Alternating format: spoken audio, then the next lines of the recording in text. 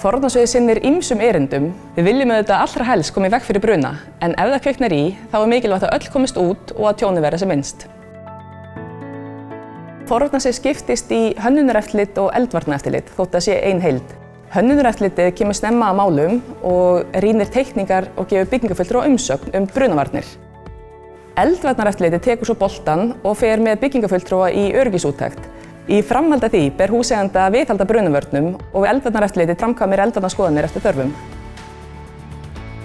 Þegar eldvarnaskoðun fer fram, þá er skoðað eftir gátlista sem tekur mið af þeim brunavörnum sem eiga verið til staðar í byggingunni. Þar má nefna brunahólfandi hurðir, útgönguleiðir, brunaviðvörunarkerfi og slökkvitæki. Það er mikilvægt að brunavarnir byggingarinnar séu í lagi og að bætt sé úr þeim ágöllum sem kunna að finnast við skoðun. Nú er lögð meiri áhersla á ábyrgð eiganda og forráðamanna að viðhalda sínum brunavörnum og skjalfesta það.